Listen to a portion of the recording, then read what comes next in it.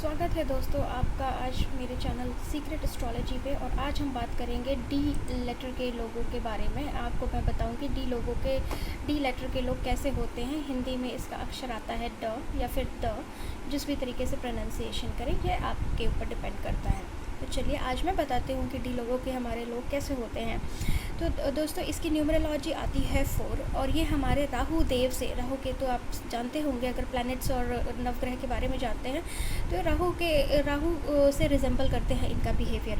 इसके हिसाब से ये बहुत ही पक्के होते हैं, हिसाब किताब के ये बहुत पक्के होते हैं क्योंकि हमारे राहु देव जो हैं उनका बिहेवियर ही ऐसा है, वो बहुत ही मैनेज्ड वे में चीज़ों को लेके चलते हैं। तो ऐसे ही हमारे डी लोगों के जो व्यक्ति होते हैं जिनका भी नाम डी से स्टार्ट होता है वो बहुत ही हिसाब किताब के पक्के होते हैं। इनका इसीलिए मैनेजमेंट भी बहुत अच्छा होता है। अगर मैं इनका बिहेवियर बताऊँ तो ये कभी कभी बहुत सॉफ्ट बिहेव करते हैं और कभी कभी बहुत हार्श हो जाते हैं।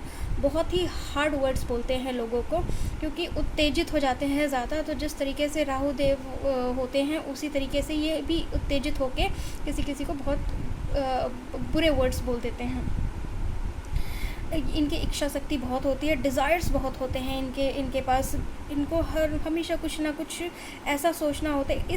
मतलब कहने का मतलब है इच्छा शक्ति इनकी इतनी प्रबल होती है ना कि ये और उसको अचीव भी करने की कोशिश करते हैं। तो हमेशा इस तरह का अपना जो करियर भी है वो इसी तरीके का चूज़ भी करते हैं जहाँ पे बहुत ही डीप काइंड ऑफ थिंकिंग हो या डिज़ायर्स ज़्यादा हो। जैसे रिसर्च होता है, रिसर्च में बहुत दिमाग लगा के बहुत एनालिसिस करना पड़ता है। तो इस रिसर्चर्स बेसिकली आप देखेंगे डी लेटर वाले ही होते हैं। इनका मैनेजमेंट वर्क आपको बताया ये बहुत अच्छा होता है। कभी कभी क्या होता है ना दोस्तों, क्योंकि ये बहुत एंग्री पर्सनालिटी है इनकी, इस वजह से कभी कभी ये बहुत बड़ा नुकसान कर बैठते हैं। क्योंकि आपको बताया मैंने ये वर्ड्स सेलेक्ट नहीं कर पाते हैं जब ये गुस्से में होते हैं और बहुत बुरा भला बोल देते हैं लोगों को, बहुत ही गंदे वर्ड्स बोल देते हैं जिसकी वजह से इनका नुकसान अक्सर होता रहता है।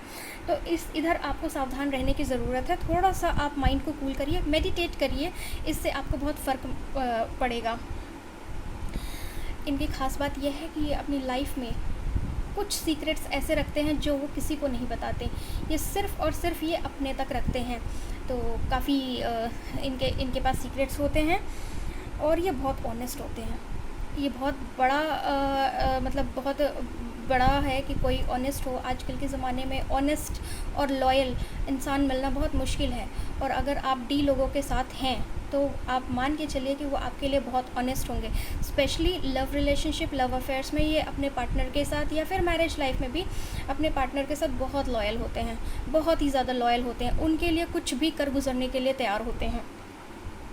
थोड़ा इनका attitude bossy kind of attitude होता है इनका। उनको हुक्म चलाना बड़ा पसंद है इनको कोई कंट्रोल करे तो वो पसंद नहीं है इनको, इसलिए थोड़ा सा इनका एटीट्यूड बॉसी काइंड होता है इनका।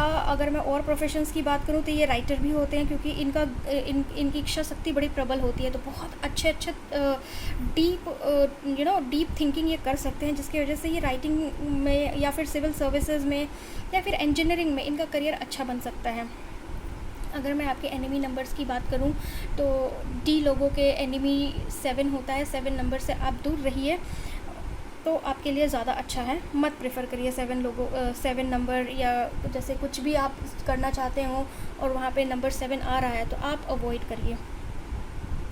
इनके मैरिज लाइफ तो अच्छी होती है, लॉयल होते हैं, बट कहीं कहीं नोक झोंक भी मिलते हैं। आपने देखा होगा अक्सर इनके मैरिज जो भी लाइफ पार्टनर है उसके साथ थोड़ा बहुत नोक झोंक रहता ही रहता है।